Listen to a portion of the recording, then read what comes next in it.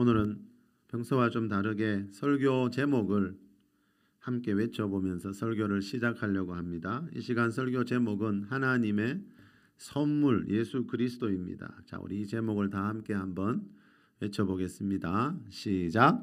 하나님의 선물 예수 그리스도. 자, 하나님이 우리에게 주신 최고의 선물인 예수 그리스도라는 선물을 잘 간직하면서 살아가는 여러분 되시기를 축복합니다. 자, 오늘이 성탄절인데 성탄절은 하나님이 우리에게 예수 그리스도라는 선물을 주신 날입니다. 성경에 보면 하나님이 사람들에게 주시는 다양한 선물들이 나오고 있습니다. 야고보서 1장 17절에 보면요, 온갖 좋은 은사와 온전한 선물이 다 위로부터 빛들의 아버지께로부터 내려오나니 그랬습니다. 자, 하늘에 계신 하나님으로부터 내려오는 온갖 좋은 은사와 선물들이 있는데, 자, 그 중에 최고의 선물은 이 예수 그리스도라는 선물입니다. 자, 하나님이 내려주시는 그 온갖 다양한 선물들을 받기 위해서는요, 반드시 성탄절에 이 땅에 오신 하나님의 아들 예수 그리스도를 거쳐야 합니다. 창조주 하나님이 하나님의 피조물인 사람들에게 주실 수 있는 이 가장 귀한 선물은 예수 그리스도라는 선물입니다. 자, 오늘 본문은요, 그 예수님이 이 세상에 오시던 날 밤에, 탄생하던 날 밤에 있었던 일입니다. 자, 우리 본문 8절에서 10절 말씀 한번 더 읽어보겠습니다. 그 지역에 시작. 그 지역의 목자들이 밤에 밖에서 자기 양떼를 지키더니 주의 사자가 곁에 서고 주의 영광이 그들을 두루 비추매 크게 무서워하는지라. 천사가 이르되 무서워하지 말라. 보라, 내가 온 백성에게 미칠 큰 기쁨의 좋은 소식을 너희에게 전하노라. 자, 10절에 보니까 예수님이 태어나시던 날 천사가 양떼를 지키고 있던 목자들에게 이런 말을 합니다. 보라, 내가 온 백성에게 미칠 큰 기쁨의 좋은 소식을 너희에게 전하러 왔다. 자, 이 큰 기쁨의 좋은 소식이 뭔가 하면요, 요 바로 뒤에 11절에 나오는 오늘 너희를 위하여 구주가 나셨으니 곧 그리스도 주시라는 말에서 할 수 있듯이 이 큰 기쁨의 좋은 소식은 예수님의 탄생을 말합니다. 자, 다시 말하면 예수님의 탄생 안에는 우리 사람에게 큰 기쁨이 되는 좋은 소식이 담겨 있다는 거죠. 자, 온 백성에게 그랬죠. 10절에. 자, 이 말은 하나님은 이 세상 모든 사람들에게, 모든 백성들에게 이 예수 그리스도라는 선물, 이 예수 그리스도 안에 있는 큰 기쁨의 좋은 소식을 전해주고 싶어 한다는 거죠. 그래서 디모데전서 2장 4절에도 보면 하나님은 모든 사람이 구원받기를 원하신다는 말씀이 나옵니다. 하나님이 모든 사람에게 주시고 싶어하는 이 선물은요, 예수님 안에 있는 큰 기쁨의 좋은 소식입니다. 그런데 안타깝게도 어느 시대나 이 사실을 알고 있는 사람들은 아주 소수였습니다. 예수님이 마태복음 7장 14절에서 하신 말씀을 봐도 알 수 있지요. 생명으로 인도하는 물은 좁고 길이 협착하여 찾는 이가 적다.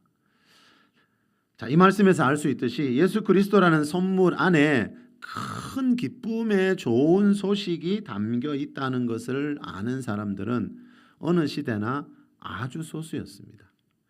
자, 그래서 사도 바울은 골로새서 2장에서 이 예수 그리스도는 하나님의 비밀이라는 말을 합니다.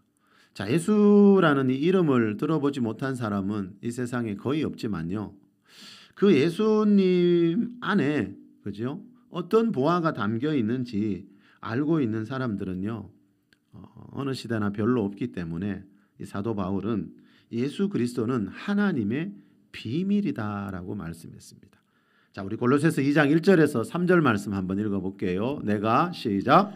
내가 너희와 라오디아게에 있는 자들과 무른데 육신의 얼굴을 보지 못한 자들을 위하여 얼마나 힘쓰는지를 너희가 알기를 원하노니 이는 그들로 마음의 위안을 받고 사랑 안에서 연합하여 확실한 이해의 모든 풍성함과 하나님의 비밀인 그리스도를 깨닫게 하려 함이니 그 안에는 지혜와 지식의 모든 보화가 감추어져 있느니라. 자, 그 안에는 지혜와 지식의 모든 보화가 감추어져 있느니라. 그는 2절에서 말하는 하나님의 비밀인 그리스도를 말합니다. 그렇죠? 자, 사도 바울은 예수 그리스도는 하나님의 비밀이라 그럽니다.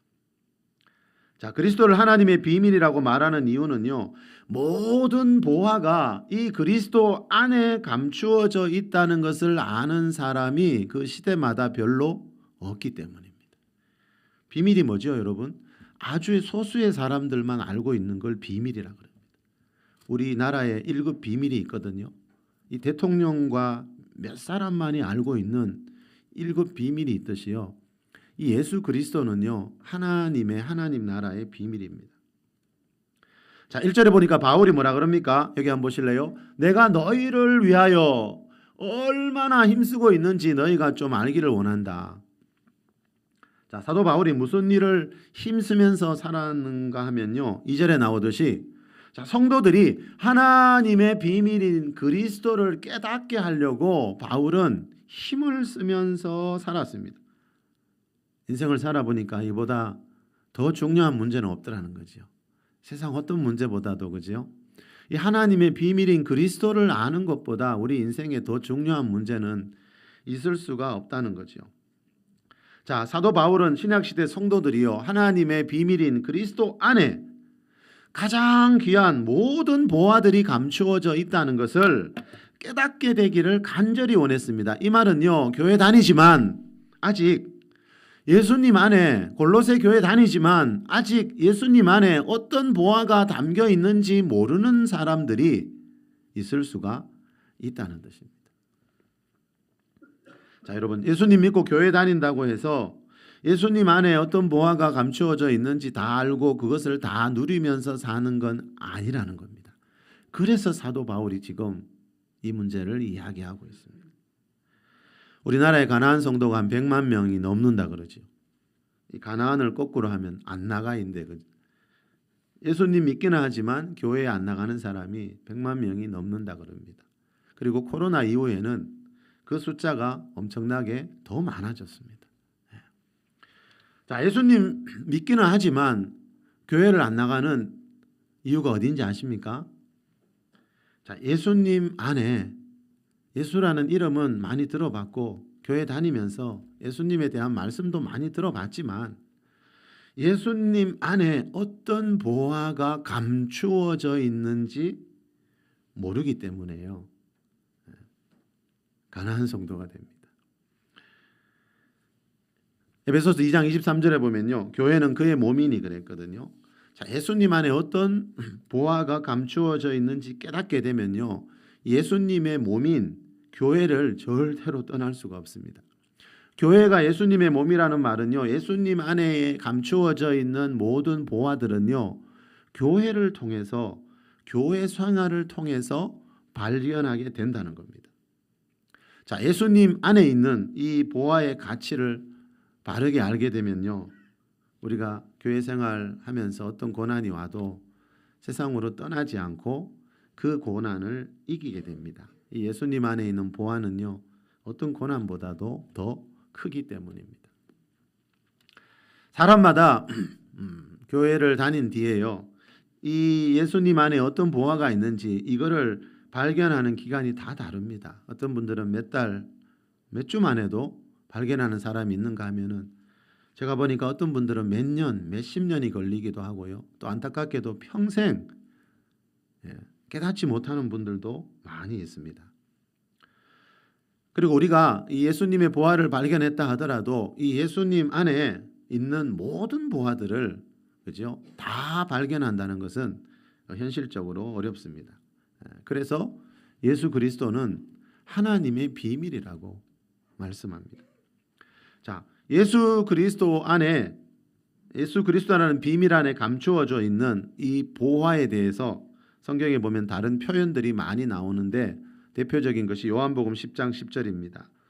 한번 따라해 보실래요, 여러분? 예수님이 이런 말씀을 하신 적이 있어요. 내가 온 것은 양으로 생명을 얻게 하고 더 풍성히 얻게 하려는 것이라. 자, 예수님이 2022년 전에 첫 번째 성탄절에 이 세상에 오신 이유를 이렇게 말씀합니다. 내가 온 이유는 양으로 생명을 얻게 하고 더 풍성히 얻게 하기 위해서 왔다. 자, 이 세상에 살아있는 사람 다 생명이 있잖아요, 여러분. 그런데 그 생명 가지고는 안 된다는 거죠. 예수님은 예수님 안에 있는, 하나님 안에 있는 새로운 생명을 주시기 위해서 왔다는 거예요. 그 생명을 가지면 무슨 일이 일어나요? 더 풍성해져요. 이전보다 내 삶이, 가정이, 일터가, 내 영혼육이 분명히 더 풍성해진다라고 예수님이 말씀합니다. 자, 이 생명을 요한일서 2장 25절에서는 영원한 생명이다 이렇게 말합니다. 자, 예수 그리스도라는 이름 안에 감추어져 있는 모든 보화라고 했으니까 보화가 많다는 뜻이지요. 그런데 그 많은 보화 중에 가장 귀한 보화는 뭔가 하면요, 이 천국이라는 영원한 생명이라는 거죠. 자, 예수님을 하나님의 아들로 믿고 이 예수님 안에 있는 이 영원한 생명을 받게 되면 이전보다 반드시 삶이 더 풍성해질 거라고 예수님이 약속하고 있습니다. 자, 이것을 보고 요한 3서 1장 2절은 영혼이 잘되고 범사가 잘되고 강건해진다라고 말합니다. 자, 이 말씀을 반대로 생각해 보면요, 사람들의 영혼이 공고하고 범사가 안 되고 몸이 약해지는 것은요, 이 예수 그리스도 안에 있는 이 생명이 없어서라는 거죠. 자, 사람의 영혼과 육체에 문제가 생기는 것은요, 우리 가정과 일터에 문제가 생기는 것은 이 창조주 하나님이 보내주신 선물을 사람들이 거절하고 있기 때문이라는 겁니다. 자, 이것에 대해서 시편 107편은 이렇게 말하고 있습니다. 우리 시편 107편 10절에서 12절 말씀입니다. 사람이 시작. 사람이 흑암과 사망의 그전에 앉으며 공고와 쇠사슬에 매이면 하나님의 말씀을 거역하며 지존자의 뜻을 멸시함이라. 그러므로 그가 고통을 주어 그들의 마음을 겸손하게 하셨으니 그들이 엎드러져도 돕는 자가 없었도다. 자, 그들이 엎드러져도 돕는 자가 없다는 말은요, 세상 살다 보면 세상 어떤 도움도 기대할 수 없는, 어떤 도움도 바라볼 수 없는 막막한 상황을 만날 때가 있다는 거죠. 자, 12절 말씀처럼요, 그가 고통을 주어 마음을 겸손하게 할 때 그런 일들이 있습니다. 자, 그가 고통을 주실 때가 있습니다. 하나님이 사람에게 고통을 주신다는 말은 우리가 세상 살면서 어떤 고통이 오는데 하나님이 허용하실 때가 있다는 겁니다. 자, 여기서 말하는 고통은 그죠? 하나님과의 관계가 깨어질 때 오는 가난과 질병과 세상 재앙 같은 그런 고통을 말합니다. 자, 그런 고통을 하나님이 허용하시는 이유가 어디에 있다고요? 그들의 마음을 겸손하게 하기 위해서입니다. 여러분, 세상에서 잘 나갈 때 하나님을 찾는 사람들이 많이 있던가요? 우리가 봐도 알 수 있지만 세상에서 여러분 잘 나가는 사람들은 하나님을 찾는 사람들이 거의 없습니다. 사람은 인생의 고통을 만나야 겸손해지고요. 자, 그때 비로소 하나님을 찾게 됩니다. 그래서 하나님은 고통을 허용하실 때가 많습니다. 11절을 보면 그러면 하나님이 어떤 사람에게 고통을 주는지 잘 나오지요. 하나님의 말씀을 거역하며 지존자의 뜻을 멸시하며 사는 이런 사람들은 반드시 인생의 어떤 고통을 만나게 됩니다. 자, 하나님의 말씀을 거역하며 지존자의 뜻을 멸시한다. 자, 우리가 하나님 말씀대로 살지 않고 내 뜻대로 내 인생 내 마음대로 사는 걸 여러분 뭐라 그럽니까? 그거는 지존자 하나님의 뜻을 멸시하는 거다. 사람은 하나님이 만든 피조물인데 여러분, 창조주 하나님 앞에 그죠? 내 삶을 드리고 창조주 하나님의 뜻에 맞게 살면 가장 이상적인 삶을 살 수 있는데 사람들이 하나님의 말씀을 거역하고 자기 뜻대로 자기 마음대로 살다가 인생의 고통을 만나게 된다는 거죠. 자, 하나님에게서 멀어질 때 찾아오는 고통이 반드시 있습니다, 여러분. 자, 그런 고통을 만날 때 어떻게 해야 된다고요? 그들의 마음을 겸손하게 하기 위해서 그 고통이 왔기 때문에 그때는 빨리 마음을 낮추고 하나님 앞에 무릎을 꿇고 하나님을 찾아야 한다는 거죠. 김양재 목사님이 가정아 살아나라라는 책에서 이런 말을 합니다. 피를 나눈 내 식구도 잘 나갈 때는, 세상에서 잘 나갈 때는 복음을 받아들이지 못합니다. 그럴 때는 잠잠히 기다리면서 그저 삶으로 내 식구들에게 보여줘야 합니다. 육적인 성전이 무너져야 영적인 성전이 세워진다는 것은 불변의 진리입니다. 하나님의 때가 될 때까지 잠잠하다가 그들의 육이 무너졌을 때 복음을 전하는 것이 지혜로운 방법입니다. 육이 무너졌을 때라는 말은 가난과 질병과 세상 고통이 밀려올 때를 말합니다. 세상 일이 잘 되는 사람들은요, 세상 재미에 푹 빠져서 복음을 암만 전해도 잘 들어가지가 않습니다. 내 가족이라 할지라도. 그래서 하나님의 때를 기다리라는 겁니다. 무슨 때요? 고통이 밀려올 때가 있습니다. 예. 자, 그런 여러분 잘 나가는 사람들에게 복음 전하려고 애쓰지 말고, 이 목사님은 뭐라 그럽니까? 육이 무너져 있는 사람, 가난과 질병과 세상 재난에 지금 시달리고 있는 사람, 그런 사람들에게 복음을 전해야 그때 사람들은 마음이 겸손해져서 하나님을 찾게 된다는 겁니다. 그래서 하나님은요, 우리 인생 가운데 고통이 밀려올 때 그냥 허용하실 때가 있습니다. 하나님을 믿어도요, 제가 보니까 삶이 그런대로 평온한 사람들은요, 하나님을 간절하게 찾지 않더라고요. 자, 이 목사님 말대로 육이 무너지고, 그죠? 가정에 큰 문제가 생기니까 그때서야 이제 하나님을 찾고 이제 기도하기 시작하는 모습을 많이 보게 됩니다. 그래서 하나님은 어떨 때 우리 가정에 그 엄청난 고통이, 사람 그 누구도 도와주지 못하는 고통이 온다는 걸 알면서도 하나님은 그냥 허용하실 때가 있습니다. 하나님 말씀을 듣고 그런 고통이 오지 않도록 우리가 예비하면서 사는 것이 가장 좋은 길인데, 자, 그런 일들은 그렇게 많지 않더라는 겁니다. 자, 그래서 성경에 보니까 여러분, 고난이 유익이란 말이 그 말입니다. 우리가 고통 속에서 겸손해져서, 그죠? 고난 속에서 겸손해져서 하나님을 찾고 하나님을 만나는 일들이 참 많이 있거든요. 그래서 고난이 결국 유익이었다, 이렇게 고백하게 됩니다. 여러분, 세상 봐도 우리가 알 수 있지요. 세상에 보면 하나님 없이도 성공하는 사람들 많습니다. 여러분, 하나님 믿지 않아도 재벌도 되고요. 그런데 그런 성공들이 보니까 그렇게 오래 가지 못하더라는 거죠. 세상적인 성공의 배후에 보니까 다 부작용이 있더라고요.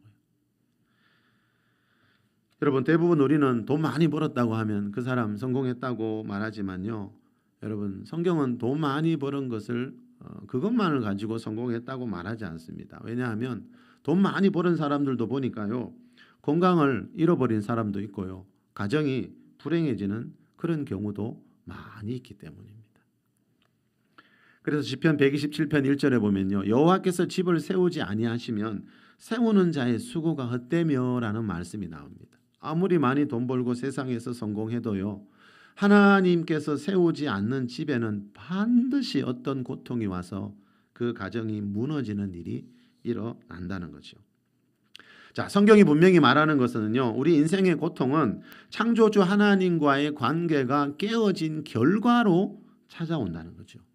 자, 이 말을 뒤집어 보면요, 이 말은 반대로 우리가 하나님과의 관계가 회복되는 만큼 내 영혼육에도 어떤 변화가 일어나게 된다는 거죠. 이것을 보고 예수님은 내가 온 것은 양으로 생명을 얻게 하고 더 풍성히 얻게 하려 함이니라고 말씀하고 있습니다.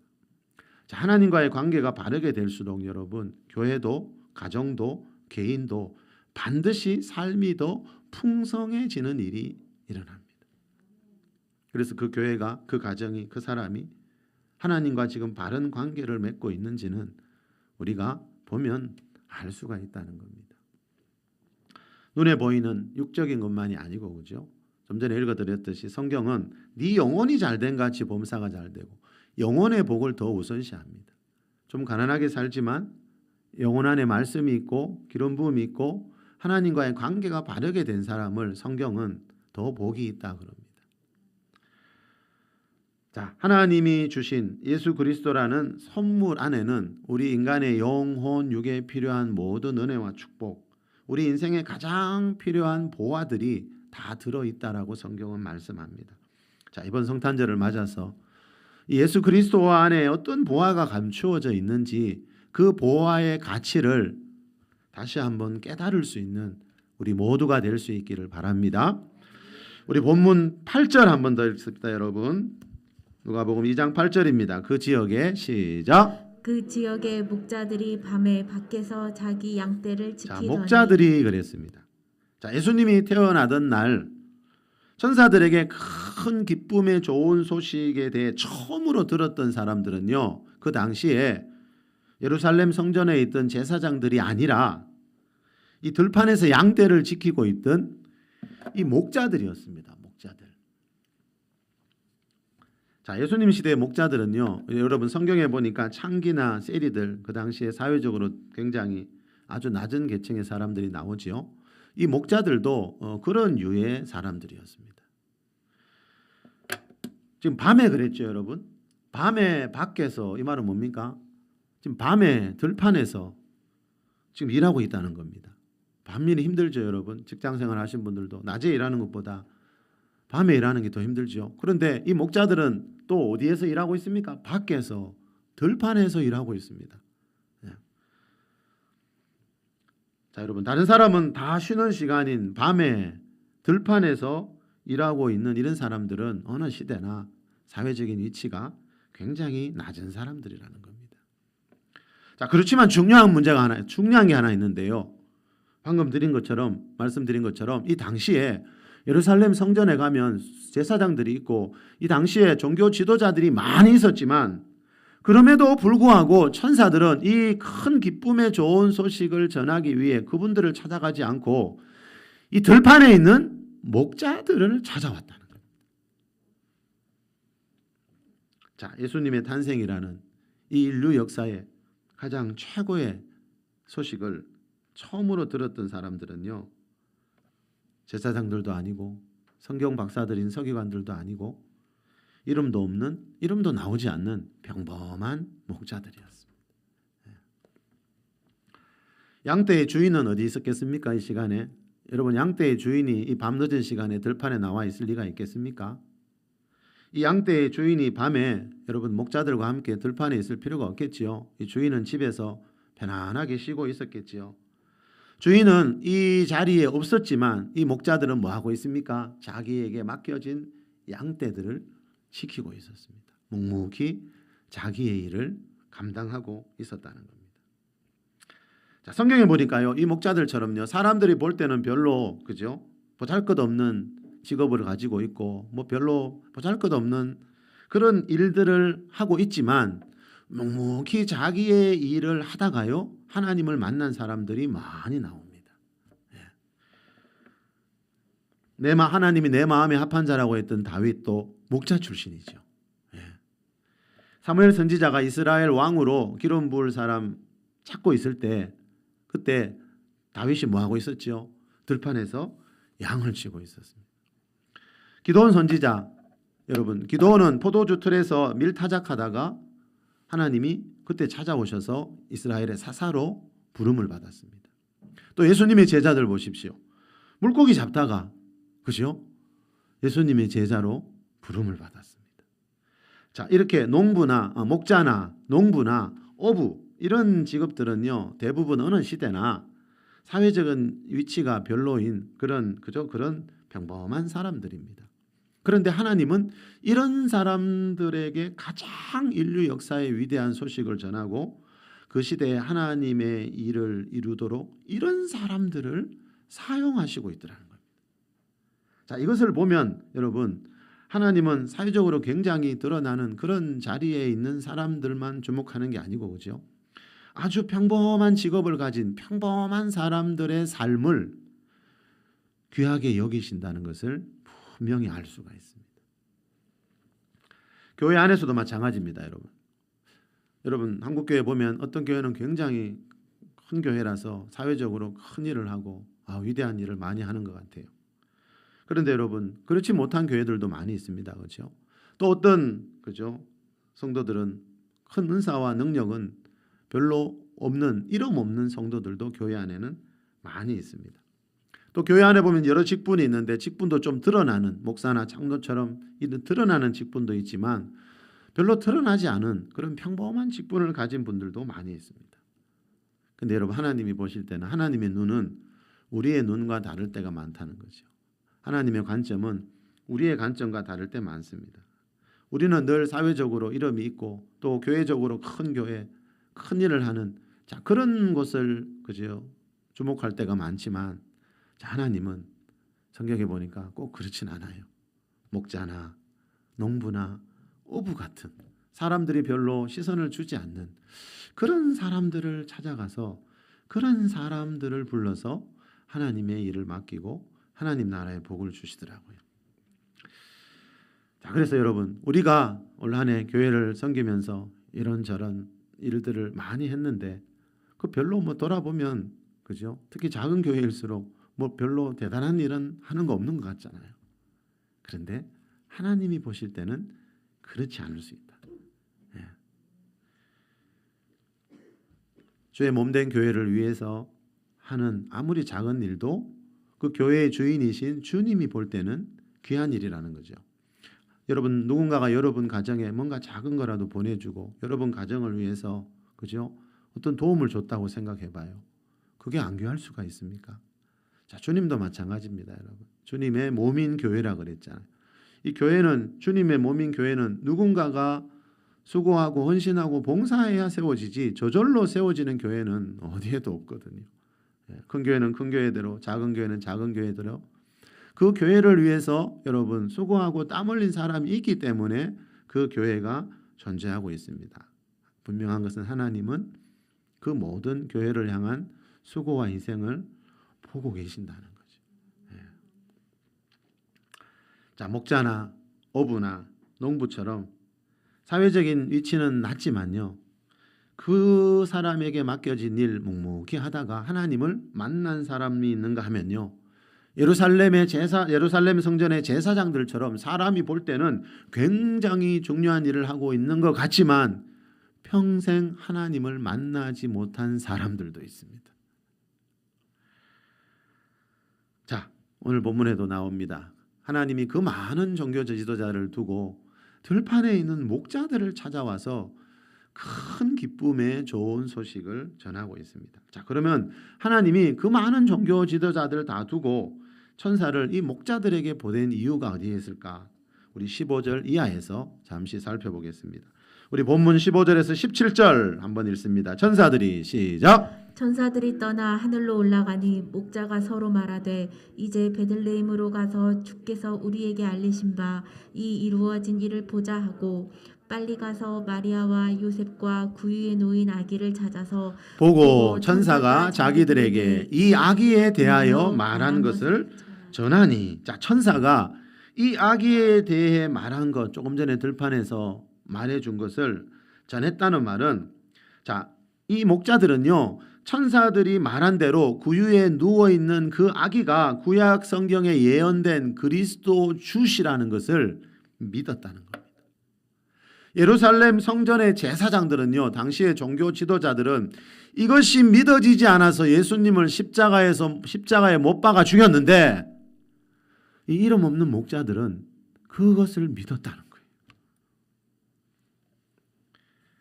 여러분, 이 제사장들도 성경을 알았기 때문에 구약에 예언되어 있는 그 메시아 그리스도가 여자의 몸에서 여자의 후손에서 태어날 거라는 거 믿었거든요. 그렇지만 막상 그 그리스도가 사람의 모양을 하고 이 세상에 왔을 때 그 제사장들은 알아보지를 못했는데 이 목자들은, 이름 없는 목자들은 그것을 알아봤다는 겁니다. 이것이 중요합니다, 여러분. 여러분, 이걸 보면요, 종교 지도자이지만요, 영의 눈이 열리지 않은 사람이 있고요, 아무 이름도 없는, 그죠? 사회적으로 신분이 낮은 이 목자 같은 사람이지만요, 영의 눈이 열린 사람이 있다는 겁니다. 어느 시대나 똑같습니다. 비록 들판에서 양을 치던 목자였지만요, 이 목자들의 영혼 안에는 하나님의 말씀이 있었고요, 구약에 예언된 그 말씀이 있었고요, 또 그 말씀이 이루어지는 것을 분별할 수 있는 영적인 눈이 있었는데, 그 제사장들은 날마다 그 예루살렘 성전에서 거창하게 제사는 드리지만 그 하나님의 말씀이 이루어지는 그 현장에 임했는데 그것을 알아볼 수 있는 영적인 눈이 분별력이 없었습니다. 자, 말씀을 마무리하겠습니다. 이 목자들, 이 본문을 읽다가 이 목자들의 제 눈이 자꾸 어제는 가더라고요. 이 시대에도 이 목자와 같은 사람들이 분명히 있습니다. 세상에서 볼 때는 그죠? 별로 뭐 볼만한 게 없지만 하늘나라 하나님이 보실 때는 주목하고 있는 이 목자와 같은 사람들이 소수이지만 어느 시대나 있다는 겁니다. 자, 이 사람들이 바로 서두에서 말씀드린 하나님의 비밀인 그리스도를 깨닫고 있는 사람들입니다. 자, 성경 세상에서 말하는 복과는 차원이 좀 다른 성경에서 말하는 복이 있거든요. 자, 성경에서 말하는 복 중에 최고의 복은 뭐라고요? 이 예수 그리스도라는 선물 안에 담겨 있는 보화들이 무엇인지, 이 예수 그리스도라는 선물 안에 어떤 보화들이 감추어져 있는지 깨닫는 것이 성경에서 말하는 최고의 복입니다. 그런데 이 목자들은 그 복을 받고 있는 주인공이었다는 거죠. 자, 하나님은 어느 시대나 이런 사람들과 함께하고 있습니다. 비록 세상적인 눈으로 볼 때는 그죠? 별거 아닌 삶인 것 같은데, 자, 세상 사람들은 사람들을 볼 때 그 사람의 외적인 것을 보고 그죠? 사람을 평가할 때가 많지만 하나님은 그렇지 않다는 것. 하나님은 그 사람의 내면, 그 사람의 중심, 그 사람의 영혼 안에 무엇이 들어 있는지를 보고 계신다는 것. 자, 하나님의 비밀인 이 그리스도를 깨닫는 자들에게요, 하나님이 내려주시는 영혼 육의 은혜와 축복이 분명히 있습니다. 이번 성탄절을 맞아서 하나님의 비밀인 그리스도 안에 감추어져 있는 모든 보화들의 의미와 가치를 다시 한번 묵상하면서 깨달을 수 있기를 바랍니다. 그래서 우리의 삶도 날이 갈수록 이전보다 예수님 말씀처럼 더 풍성해질 수 있기를 예수 그리스도의 이름으로 축복합니다. 잠시 기도합시다, 여러분.